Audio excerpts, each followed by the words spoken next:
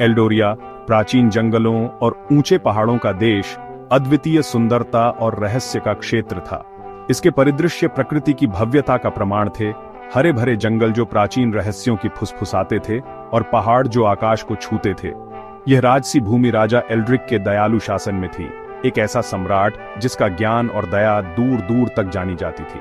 उनके लोग उनका सम्मान करते थे और उनका दरबार निष्पक्षता और न्याय का स्थान था। राजा बुद्धिमान और न्यायप्रिय थे। उनका शासनकाल शांति और समृद्धि से भरा था। उनके मार्गदर्शन में एल्डोरिया फली फूली एक अशांत दुनिया में आशा और स्थिरता की किरण बन गई। बहुत लोग फुसफुसाते हैं, मेरी ताकत का स्रोत एल्डोरिया का ताज है। वे कहते हैं कि इस ताज में हमारे राज्य की शक्ति और एकता का सार है। जवाहरातों का एक चमकदार प्रदर्शन, एल्डोरिया का ताज एक आभूषण से कहीं अधिक था। यह राज्य की स्थायी विरासत का प्रतीक था। अद्वितीय कौशल के साथ निर्मित यह अत्यधिक शक्ति की एक कलाकृति थी, एकता और ताकत का प्रतीक जो एल्डोरियन राजाओं की पीढ़ियों से चली आ रही थी।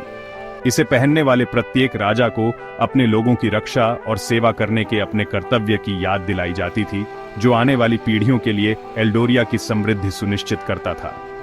वार्षिक फसल उत्सव एल्डोरिया पर था, एक ऐसा समय जब राज्य भूमि की उदारता का जश्न मनाने के लिए एक साथ आता था। महल, जो आमतौर पर दरबारी जीवन की गूंज से गूंजता था, संगीत, हंसी और उत्सव के व्यंजनों की सुगंध से जीवंत था। बड़े हॉल खुशियों से भरे हुए थे, क्योंकि हर वर्ग के लोग समारोह में शामिल होते थे। फिर भी इस हर्षित आनंद के बीच एक मौन आतंक ने जड़ें जमा ली। बेचैनी की फुसफुसाहट फैलने लगी, जिससे उत्सव पर छाया पड़ गई। शाही तिजोरी में सुरक्षित रखा एल्डोरिया का ताज गायब था। राज्य की ताकत और एकता का प्रतीक गायब हो गया था, एक खालीपन छोड़कर जिससे एल्डोरिया के ताने बाने के उजड़ने का खतरा था। इस खबर ने पूरे राज्य में हलचल मचा दी। सबसे मजबूत लोहे से बना भारी तिजोरी का दरवाजा खुला हुआ था।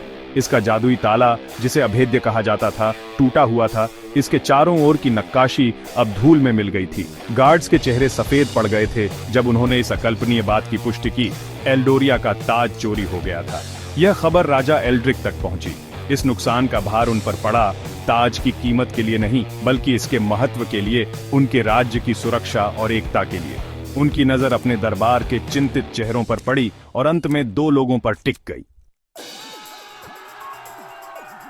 सर रोवन, एल्डोरिया का सबसे बहादुर नाइट, बड़ा ही शान से खड़ा था। ताज के प्रति उसकी वफादारी अटूट थी। उसका इरादा उतना ही मजबूत जितना कि उसके कवच का लोहा। उसके बगल में लेडी एवलिन खड़ी थी।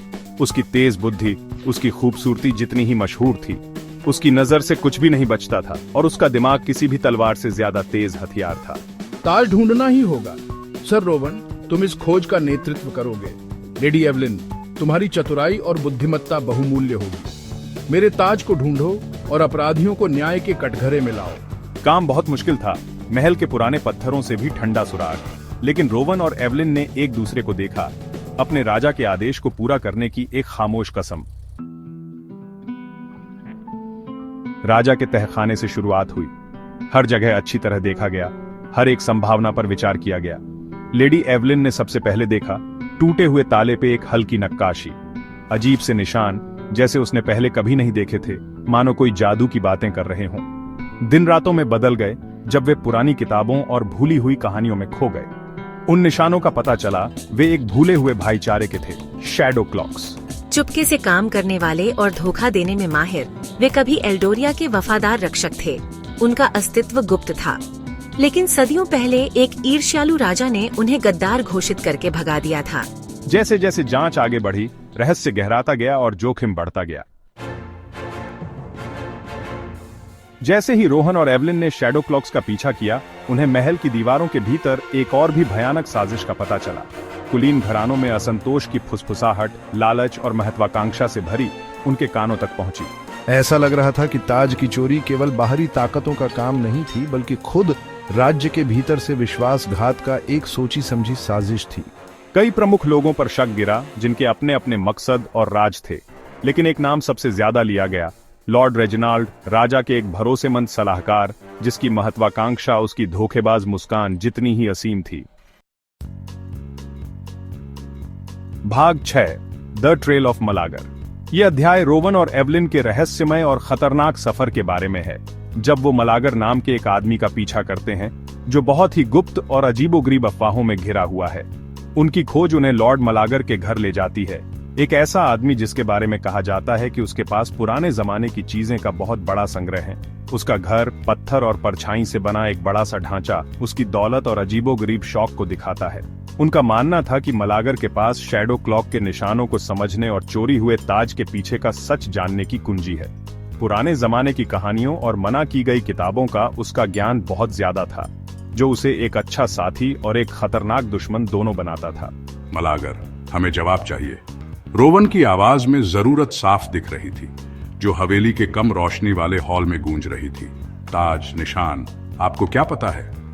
एवलिन की नजरें मलागर को घूर रही थीं, किसी भी तरह के धोखे या सच्चाई की तलाश में। ताज तो बस एक हिस्सा है, एक जरिया है।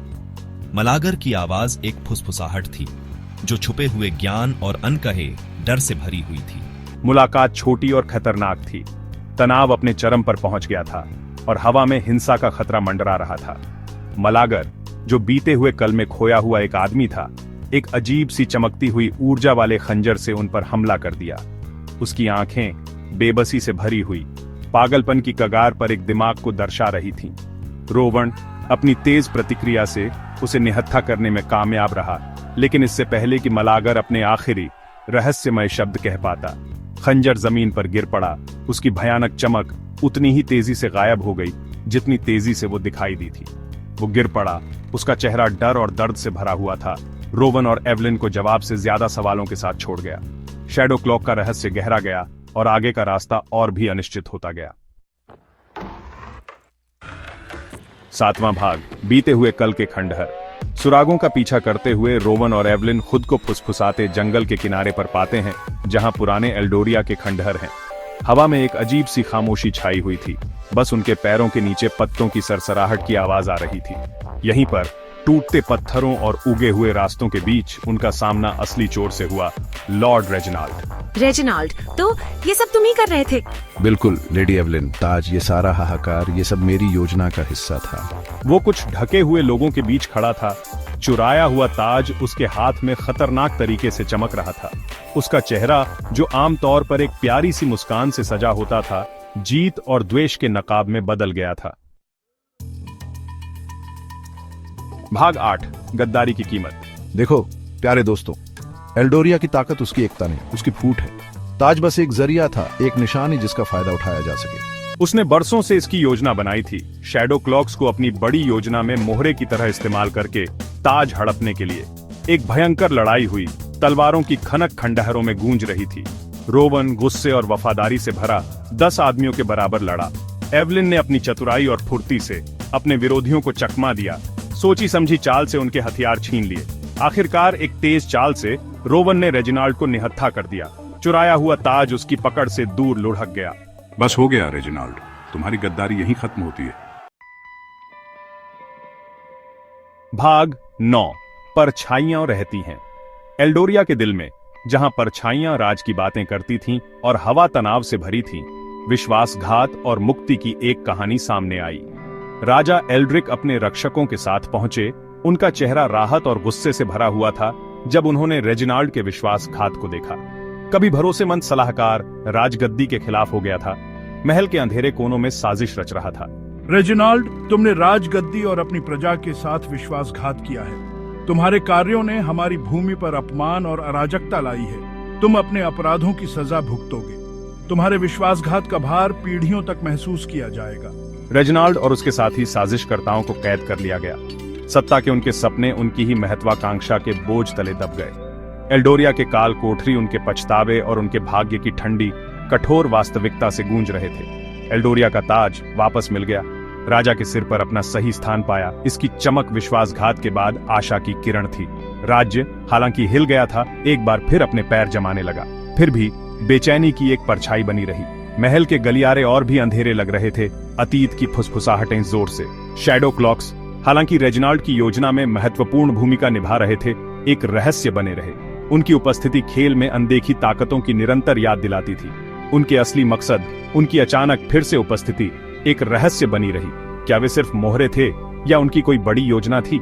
हमें सतर्क रहना चाहिए। एल्डोरिया की सुरक्षा हमारी चौकसी और किसी भी खतरे का सामना करने की हमारी तत्परता पर निर्भर करती है। शैडो क्लॉक्स का असली उद्देश्य अभी सामने आ सकता है। तब तक हमें जो कुछ भी हो सकता है उसके लिए तैयार रहना चाहिए। जैसे ही एल्डोरिया ठीक होने लगा, यह सवाल बना रहा, क्या शैडो क्लॉक्स एक बड़े खेल में सिर्फ मोहरे थे? उनका असली उद्देश्य अभी तक सामने नहीं आया है। राज्य का भविष्य अधर में लटका हुआ था, आशा और अनिश्चितता के बीच झूल रहा था। ऐसा लग रहा था कि इसका जवाब एल्डोरिया के इतिहास में गहराई से दबा हुआ है और इसके फिर से सामने आने के समय का इंतजार कर रहा है। प्राचीन स्क्रॉल और भूली हुई पांडुलिपियों में ऐसे रहस्य थे जो राज्य के भविष्य को हमेशा के लिए बदल सकते थे।